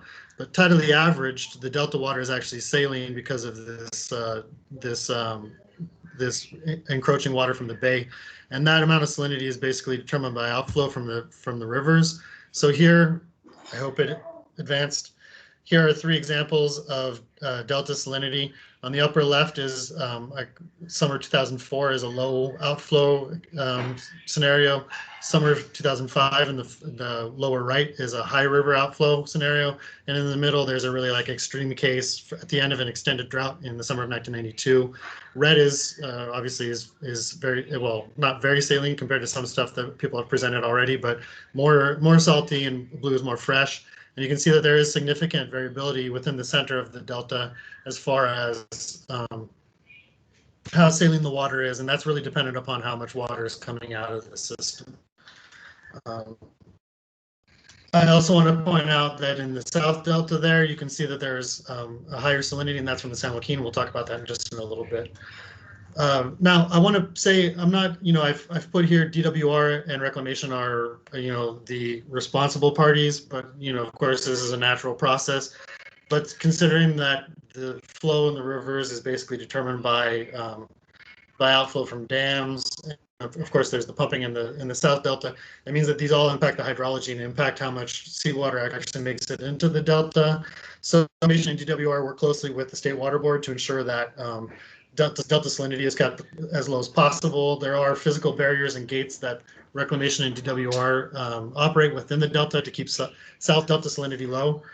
And the last thing I want to point out is this is mainly to protect in Delta agriculture. So a lot of those white areas within these maps, those are all islands that are really rich soils. They're being exploited for agriculture. These users are drawing water directly from the Delta and discharging back into it.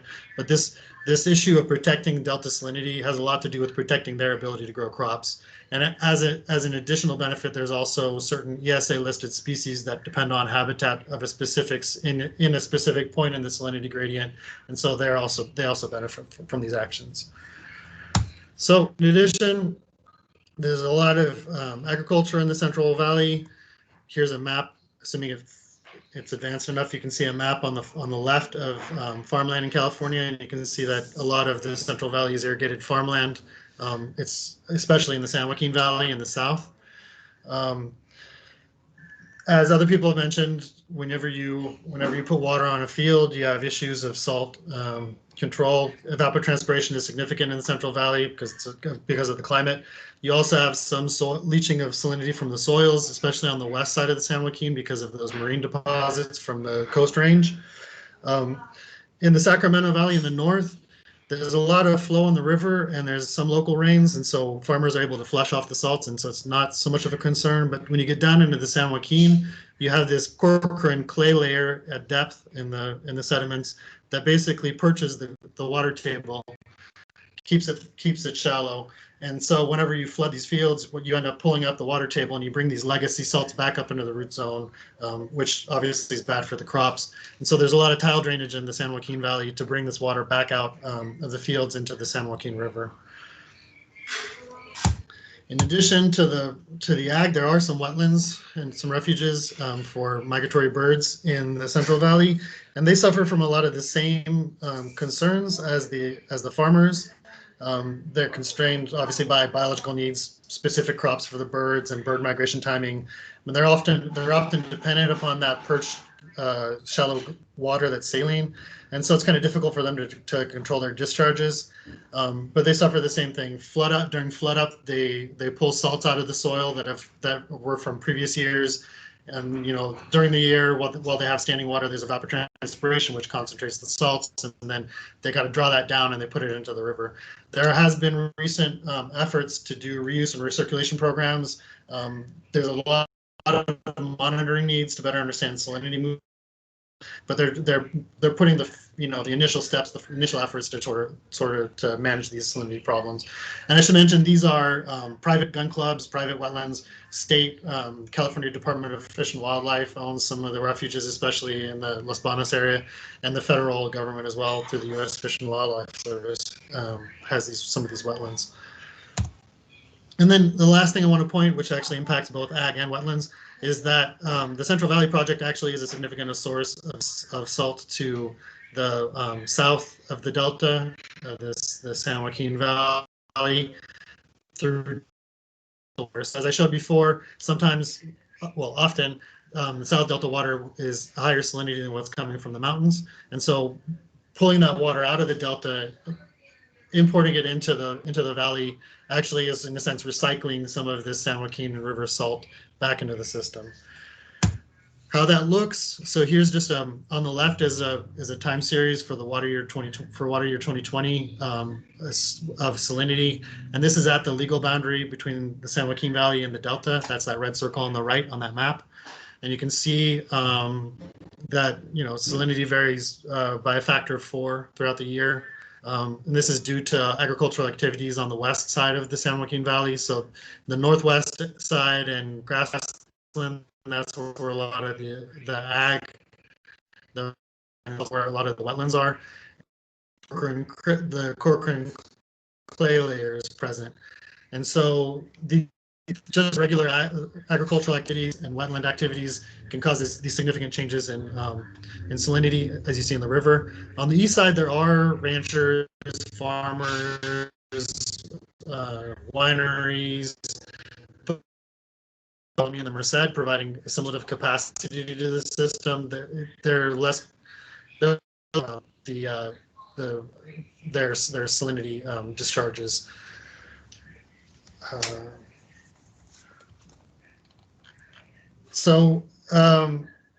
I do want to point out, since the mid-2000s, stakeholders, especially on the west side of the San Joaquin, they've been working with Reclamation and the Central Valley Water Board on a real-time management program. So they're timing these discharges to take advantage of capacity in the river. A lot of the stakeholders are also converting to more water, to less intensive irrigation systems. And then the final aspect is there's a discharge of saline water to salt-tolerant crops within the grassland area. There's an area called the San Joaquin River Water Quality Improvement Program. So there's a lot of really salt-tolerant crops, and about 260,000 tons per year is disposed to that region. So it never actually makes it to the river. And then Reclamation also provides a assimilative capacity on demand on the Stanislaus River through the New Melones Reservoir. And that's basically to Vernalis.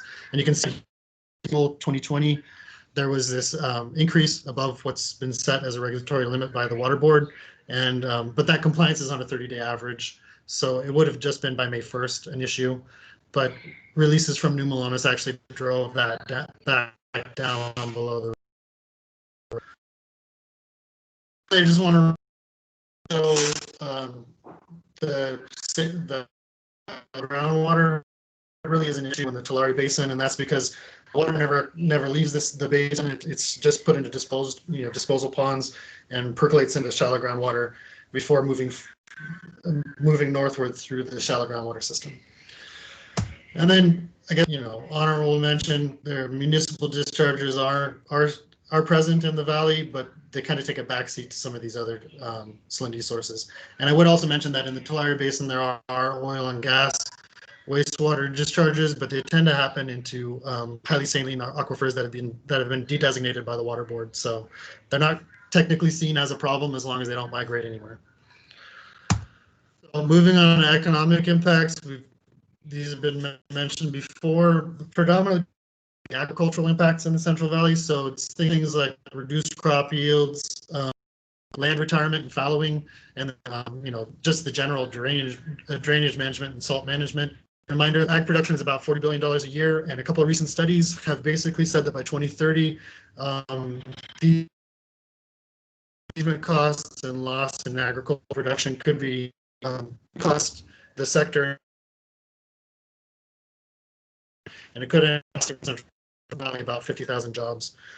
There's, this aspect doesn't take into account the fact that some of these lands, when they're fallowed, get used for other things like solar farms. But you can see that there still is a considerable cost, a potential cost in the coming years.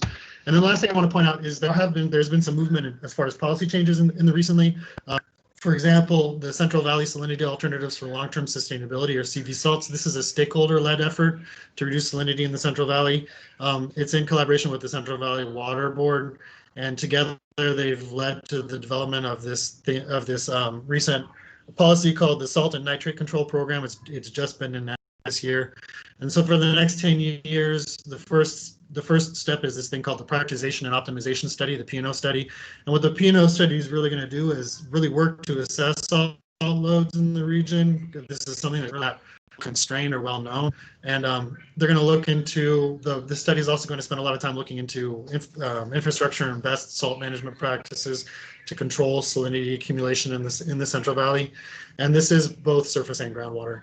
And then the other big thing that's happened recently is the Sustainable Groundwater Management Act. This is a few years ago, California put into law SIGMA, and this also, it's a stakeholder-led effort through these organizations called groundwater sustainability agencies.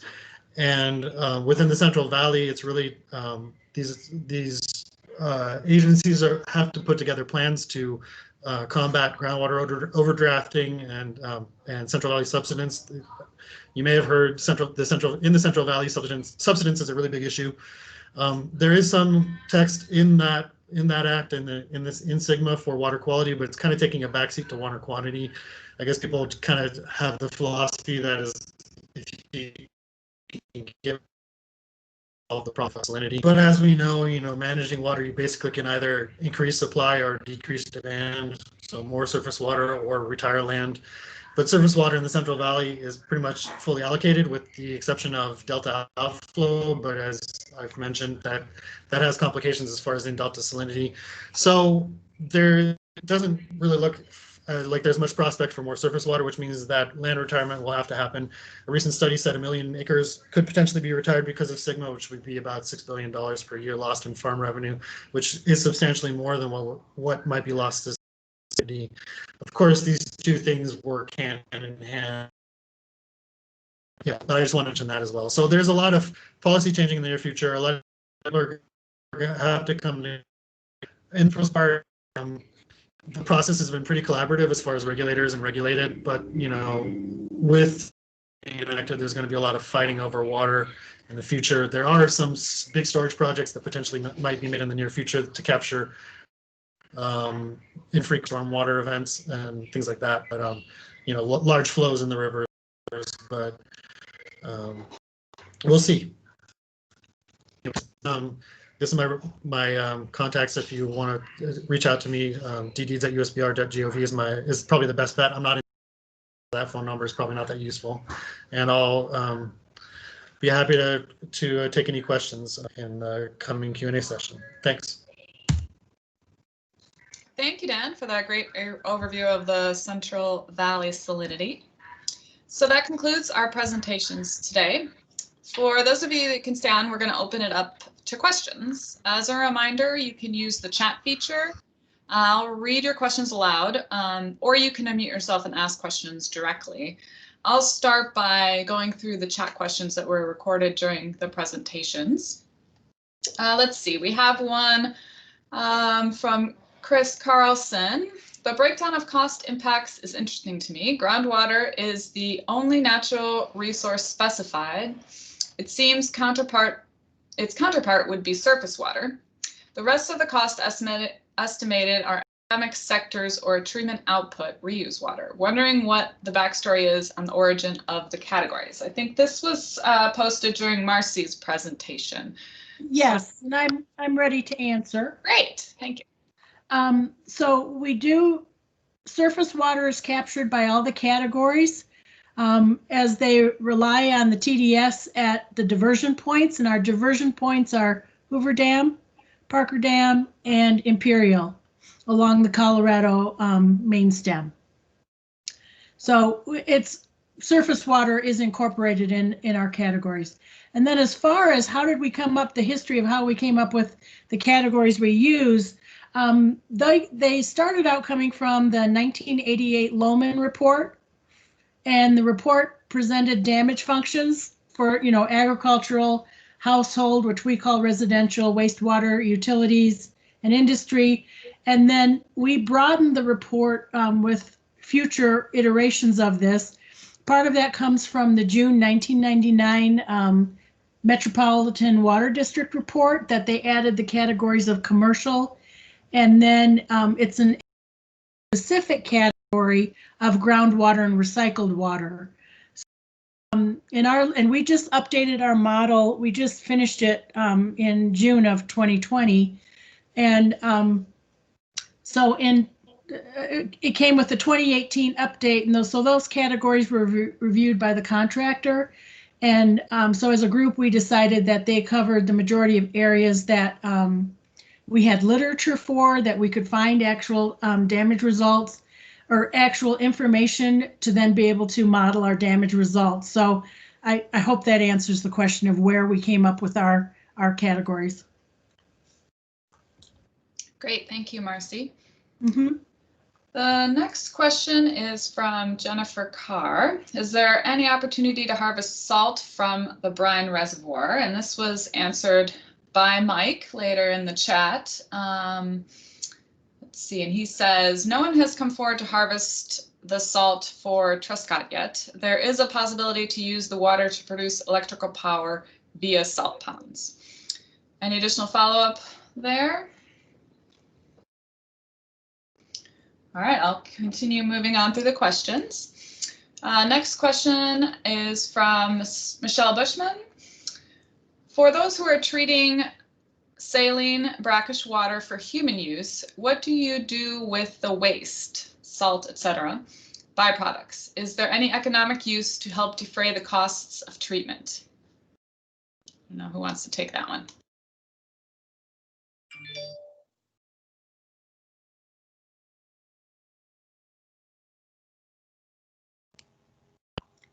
Hi, this is Chapin. El Paso is using groundwater, brackish groundwater as a source for desalination.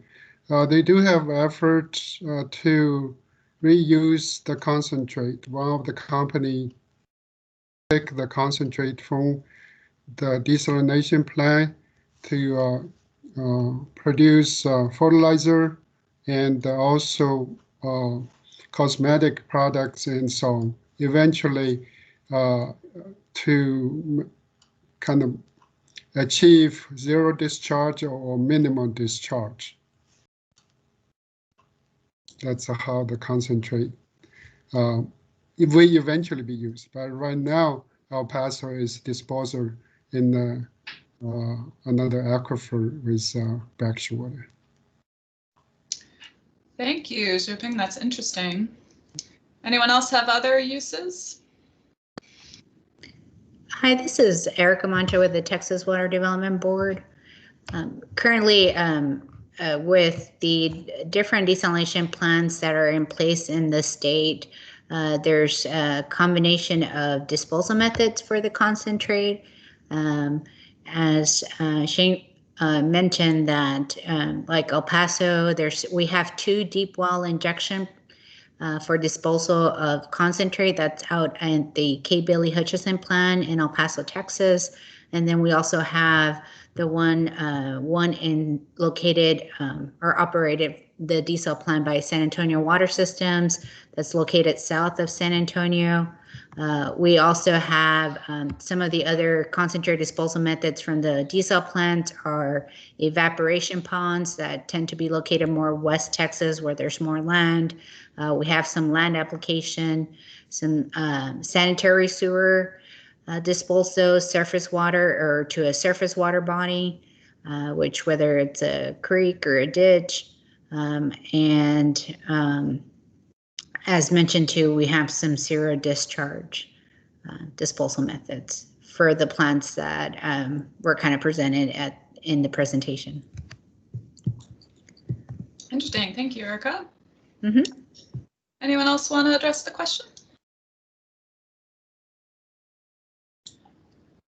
All right, we'll move on. From Pat Lambert, he asks, Mike and others, for the stored salts that are not harvested for other uses, who is responsible for their ultimate fate? Are there mitigation requirements and plans for impacts of storing saline water or salts derived from streams or groundwater? So a similar question, but maybe some different answers could arise. I'll put it out there to the group.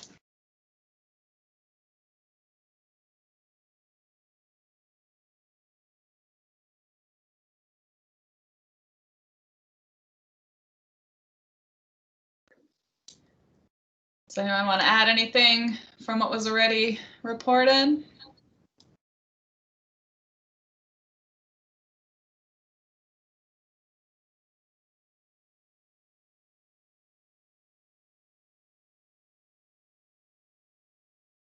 All right, I'll move on to the next question. This is from Carlton Byrne for Don Barnett. Could you ballpark a cost line to line a canal or lateral per mile? It's the first question. Second question is, how often must those piped laterals be maintained or replaced due to corrosion, etc.?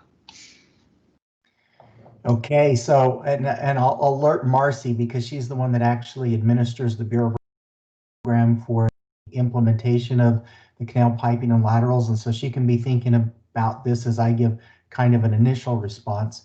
But to the first one, it is so variable because we might in one area be lining a canal that's 15 feet wide. And in another area, we might be piping a lateral that's a 6-inch pipeline. And so, you know, there'll be several orders of magnitude difference in cost per mile for those activities. But you need to know that from a salinity control standpoint, when projects are ranked and decided which ones to be built, they're all done based on cost per ton. And so you would be taking that 15-foot wide canal lining and looking at the cost, and then looking at the amount of seepage water going out the bottom and the salt loading in that particular area, and then determining what the cost is per ton of salt saved. And then that would be compared then to the 6-inch pipeline elsewhere, which would have dramatically less salinity control associated with reducing the leakage, but also dramatically less cost. Then the two of them would be brought together, and you'd be saying, all right, in dollars per ton, which is the more cost effective, and that's how the program would be awarded. As to part two, the pipes, as far as cost calculations and in fact contracts with the applicants that participate in the program, is that we say that they need to be maintained for 50 years. Because we're dealing in saline areas, most of the pipelines and facilities that are being put in are plastics, PVC or HDPE, and so they're able to withstand the salinity levels of the waters that are being conveyed through them. So anyways, I maybe throw it out there for Marcy to add ideas. Well, I thought you covered it quite well, Don. Just as the average cost per ton, we had a funding opportunity announcement in 2019, and the average cost per ton was $58. So we get some pretty good bang for our buck. Great, thank you both for answering those questions. All right, there was some discussion in the chat as well about the term toilet to tap and moving away from the terminology. And let's see, Zhuping did respond saying that in El Paso, they used advanced purified water. So thank you, Zhuping, for contributing there. The next question comes from Tony Willitson. And he says, perhaps the council can serve as a more active advocate in Congress for maintaining funding for salinity programs for USBR, NRCS, USGS, and the Corps. Perhaps congressional briefing would be a first step. Thanks, Tony. Next question from Roger Gorky. Are there places where other federal agencies could or should be engaging that they are currently not? For example, EPA and the gorilla in the room. Throw that out to the team. Anyone want to answer that one? I will, this is Don Barnett. I will add as an afterthought, by the way, that the relationship between the states and EPA is wonderful now. We participate together, and because the program has been successful, the Colorado River is really not on EPA's radar because the program is being successfully implemented there. And so that's not one of their priorities. And like I say, the states and EPA are getting along wonderfully on Colorado River salinity matters these days. Yeah, that was a great example of a program that could solve that problem. Thanks, Don. Anyone else want to talk about where agencies could engage? Well, even though salinity is not in TMDL compliance, I think EPA's participation or support is very important in terms of salinity control. In some areas, salinity may be more important than other indicators of TMDL. That's just my thought. Thank you. Thank you, Zhuping. All right, well, I don't see any other questions listed in the chat, but if I did miss anything or if anyone has a question, they want to unmute themselves, or if anyone wants to answer something more comprehensively, feel free to do so.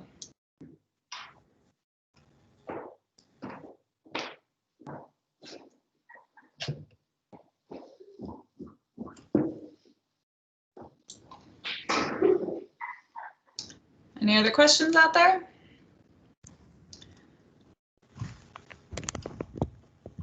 All right, well, that concludes today's webinar then. I just want to thank everyone for joining today. We had maybe around 65 folks attend, and I also want to especially thank our speakers for their fantastic presentations. Well done, and thank you all. Have a great day. Thank you. Thanks, everybody. Thank you. Bye. Thank you. Thank you.